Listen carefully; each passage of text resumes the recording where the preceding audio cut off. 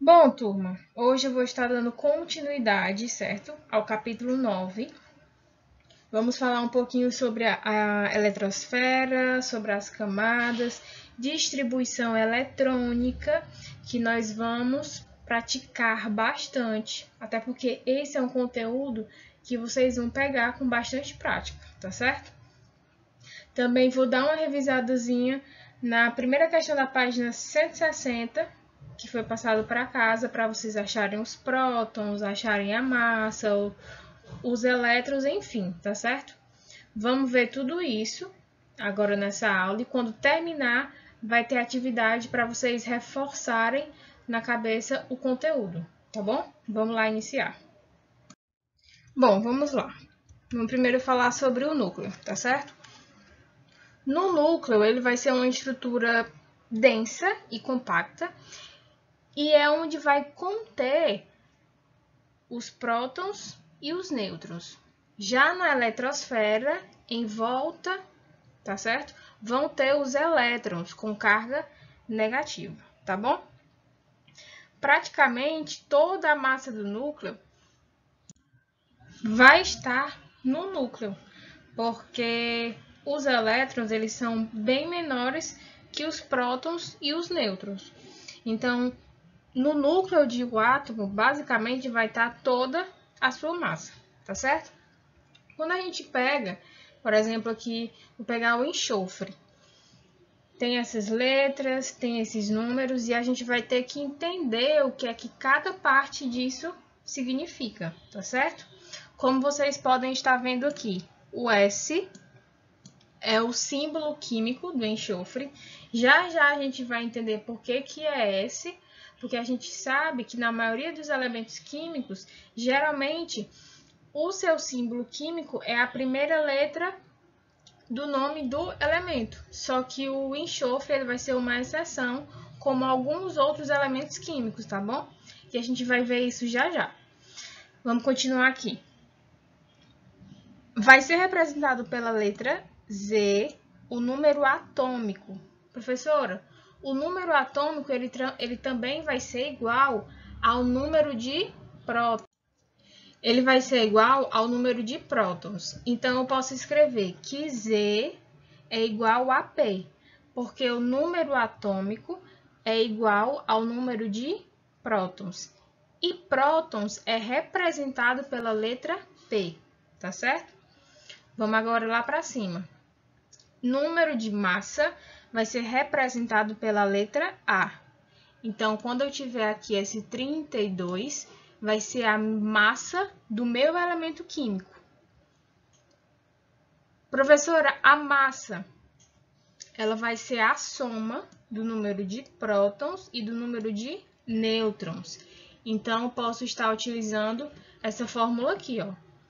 A, que é igual a massa, é igual a P mais N. Professora, quem é que vai ser o P? Não vai ser os prótons, que eu até tenho aqui embaixo? E quem é que vai ser o N? Vão ser os meus elétrons. Então, eu posso pegar a seguinte fórmula. A é igual a P mais N. Com essa formulazinha, eu posso achar o número de nêutrons, eu posso achar o número de prótons e assim sucessivamente, tá certo? Professora, e essa fórmula que a senhora colocou bem aqui? Z igual a P, que é igual a E. Bem aqui em cima tá faltando um sinal de menos que a tia não conseguiu colocar. Vou botar agora, pronto. Professora, nessa fórmula Z igual a P igual a E, que no caso aqui é de elétrons. O meu número de prótons não é igual ao número de... o meu número de prótons não é igual ao meu número atômico? Eles não são a mesma coisa? Pronto. Quando o elemento químico ele não estiver na forma iônica, quando ele não for um cátion ou quando ele não for um ânion, o número de elétrons vai ser o mesmo, vai ser igual ao número de prótons. Então, quando eu pego essa fórmula aqui, que eu vou ter o número atômico é igual ao número de prótons. Se o elemento químico não estiver na sua forma iônica, o número de elétrons também vai ser igual ao número de prótons, tá bem? Mas só se o elemento químico não estiver na sua forma iônica, se ele não for um cátion ou se ele não for um ânion. Eu posso considerar essa formulazinha aqui, tá certo? Vamos lá, agora só para recapitular. O número atômico ou o número de prótons é representado pela letra Z, tá certo? Que o número atômico é igual ao número de prótons. O número de massa vai ser representado pela letra A, tá certo? Só para não esquecer, as formulazinhas. Nós podemos utilizar as fórmulas ou não. Vai depender da sua habilidade em achar o número de elétrons, o número de prótons. Tem gente que faz de cabeça, tem gente que faz direto. Não tem nenhum problema, tá certo? Mas aqui, o S vai ser o símbolo, tá certo? Do enxofre. O 16 vai ser o número atômico. E o 32 vai ser o número de massa, tá certo? Aí as formulazinhas que a tia falou. Se o número de prótons é igual ao número atômico, eu posso pegar essa seguinte fórmula, tá certo? Indo lá para cima agora do número de massa. Se o número de massa é igual à soma dos prótons e à soma dos nêutrons, eu posso ter essa seguinte fórmula. E se o meu elemento químico ele não estiver em forma iônica, ele não for um cátion ou ele não for um ânion, eu posso pegar essa fórmula aqui. Z, que é o número de átomo, igual a P, que é o número de prótons, igual a E, que é o número de elétrons. Tá certo? Vamos lá agora. Vamos aqui agora falar sobre o elemento químico. Professor, um elemento químico, ele vai ser um conjunto de átomos com o mesmo número de prótons, tá certo? Nisso eu posso definir o elemento químico com essa característica. E cada elemento ele pode ser representado por um símbolo. Como a gente viu aqui no caso do enxofre, o símbolo é o S. Mas esses elementos químicos, antigamente, eles eram representados por desenhos. E hoje eles são representados com as iniciais dos seus nomes, mas em letras maiúsculas, tá certo? Há alguns que começam com a letra maiúscula e logo em seguida vem a letra minúscula. Vamos aqui dar alguns exemplos. Vamos para a representação. Ó. Eu tenho o cálcio, Ca. Eu tenho o oxigênio. Eu tenho o hidrogênio e eu tenho o enxofre.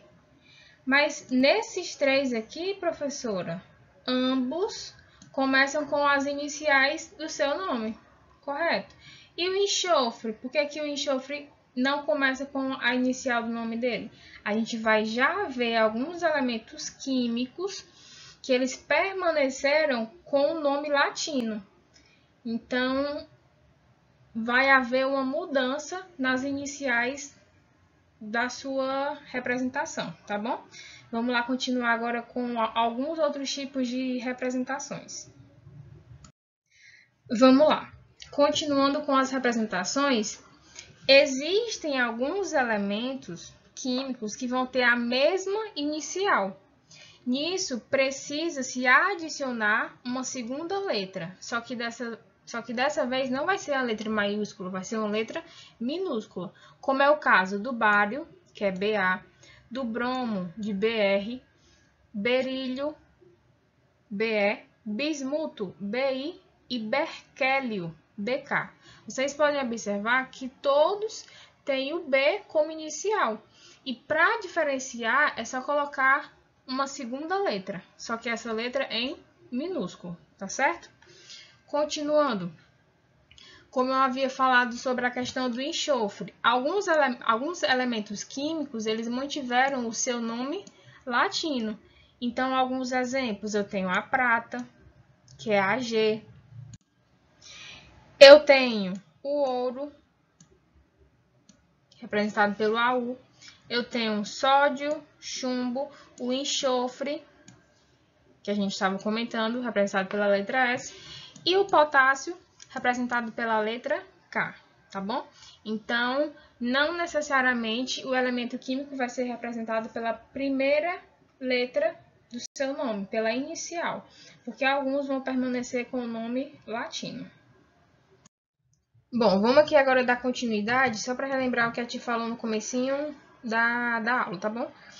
Quando a gente vai escrever um elemento químico e vai indicar o que tem nele, sempre na parte superior, ou do lado direito ou do lado esquerdo, vai vir a massa. E na parte inferior, embaixo, também ou na direita ou na esquerda, vai vir o seu número atômico, tá certo? Tanto pode vir dessa forma, como pode vir dessas outras formas que tem aqui, como nesses exemplos. Exemplo, nesses aqui.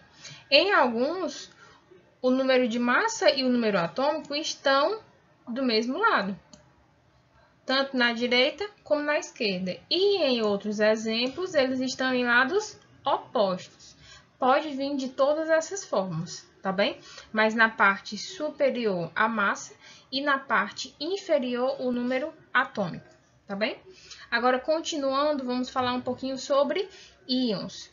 Quando a gente fala que o átomo eletricamente ele é neutro, é porque ele tem o mesmo número de prótons e o mesmo número de elétrons. Só que nem sempre o átomo ele se comporta dessa forma. Às vezes ele pode ter uma maior quantidade de prótons, uma maior quantidade de elétrons, e com essa diferença ele vai ser caracterizado como um íon, tá bom?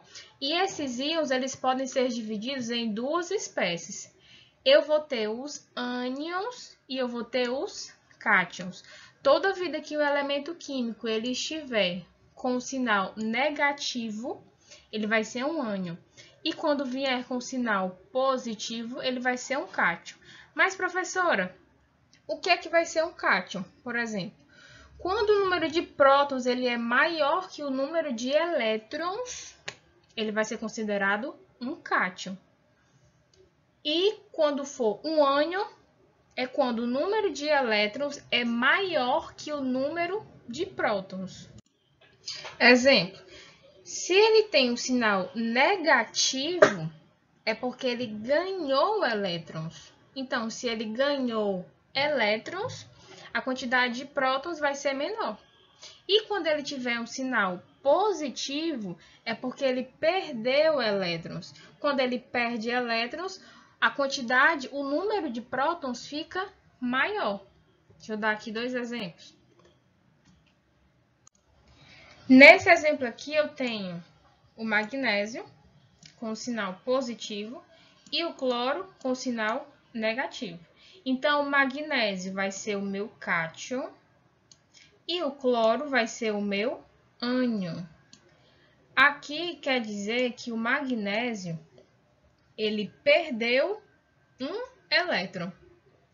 E no caso do cloro, ele ganhou, ele recebeu elétrons.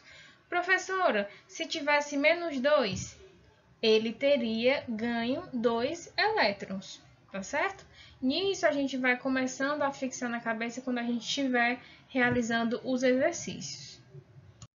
Bom, vamos lá agora para continuar. Vou falar um pouquinho sobre isótopos, isóbaros e isótonos. Existem alguns elementos que eles vão ter um número ou outro igual. E a gente pode dividir nesses três. O primeiro ele é chamado de isótopos. São elementos com o mesmo número de prótons, só que as massas vão ser diferentes. Um exemplo para vocês. Quando eu pego esse exemplo, eu tenho o hidrogênio.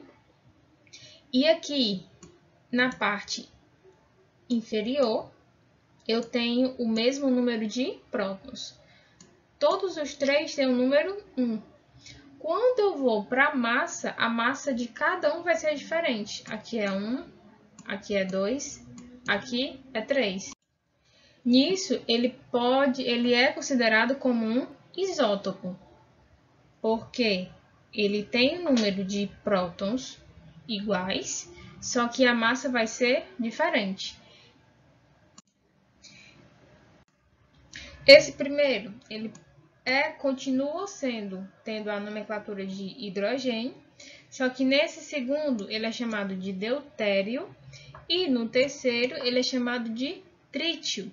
Mas não são todos os elementos químicos que têm essa nomenclatura diferente, por exemplo, tá bom? Vamos agora para o próximo, chamado de isóbaro. Vai ser basicamente o oposto do isótopo. São átomos com o mesmo número de massa, a massa que já vai ser igual, mas não tem o mesmo número atômico. Vamos, por exemplo, aqui eu tenho K e aqui eu tenho Ca. Aqui no primeiro eu tenho o mesmo número de massa, só que já vai divergir, vai ser diferente o meu número atômico. Então, quando for dessa forma, ele é chamado de isóbaro, tá certo? Vamos para o último agora. São chamados de isótomos. Aqui, eles vão possuir o mesmo número de nêutrons e vão ser diferentes do número de prótons. Você consegue você consegue visualizar melhor os isótomos, porque basicamente os números vão ser diferentes. Não vai ter algum igual. Tia, mas como é que eu vou saber que os nêutrons vão ser iguais? Você vai ter que realizar a continha. Você vai ter que aplicar na fórmula que a gente viu no começo da aula e falar. E colocar, né? N, que é o número de nêutrons, é igual a A, que é o número que é a massa, menos Z, que é o número de prótons. Você vai realizar essa equação e vai achar o número de nêutrons. Foi feito aqui no primeiro e foi feito no segundo, e você pode ver que o número de nêutrons deu igual. Então, ele é considerado como um isótomo, tá certo? Bom, vamos lá dar continuidade para finalizar o capítulo. Falar um pouquinho sobre a distribuição eletrônica, que nada mais é do que a distribuição dos elétrons. Eu vou ensinar vocês a fazer a distribuição eletrônica e a gente vai praticar bastante, tá bom? Tanto essa parte como para encontrar os prótons, os nêutrons, os elétrons, tá certo? Vamos lá. A eletrosfera, ela pode ser conhecida também como esfera de elétrons. E ela vai ser composta, ela vai ser dividida por 7 camadas eletrônicas, que nós podemos ver aqui, ó, K, L, M, N, O, P, Q. Alguns livros ainda utilizam dessa forma, mas também tem alguns locais que já colocaram camada 1, 2, 3, 4, até o 7. Também, além de ser conhecido como camada, pode ter o nome de níveis eletrônicos. Então, se você achar de uma forma ou de outra, as duas estão corretas. Professora, o que são esses números do lado de cada letra? Esses números é a quantidade de elétrons que cada camada suporta. Na camada 2, na camada K, só suporta 2 elétrons. Na camada L, só suporta 8 elétrons. Então, cada camada vai ter uma quantidade de elétrons que ela vai suportar, tá certo? E dentro de cada camada vão existir alguns subníveis. Eu tenho o subnível S, P, D e F. E cada subnível desse também tem uma quantidade de elétrons que ele vai suportar. Deixa eu colocar aqui para pronto. Ó, eu tenho o subnível S, o P, o D e o F. E o número de elétrons que cada um suporta, que vai ser 2, 4, 10 e 14, tá certo? Para a gente realizar a distribuição eletrônica, eu vou ensinar vocês com o método utilizando o diagrama de Linus Pauling. Ele foi um químico e uma das suas contribuições foi esse diagrama para a gente estar realizando a distribuição eletrônica, tá certo? Então, eu vou ter aqui do lado as camadas, e eu vou ter os seus subníveis, a quantidade de elétrons. Professora, como é que eu entendo esse 1s2, 3p6, 4p6? Vem para cá. Esse número maior que está na frente, ele é o chamado de nível eletrônico, ou a minha camada, ou nível de energia, mas aqui a gente vai utilizar camada ou nível eletrônico, tá certo? Essa letra no meio, que pode ser S, P, D e F, como eu já havia falado, é o subnível. E esse número pequenininho em cima vai ser o número de elétrons que a camada vai suportar, tá certo? Ou que o subnível vai suportar, desculpa.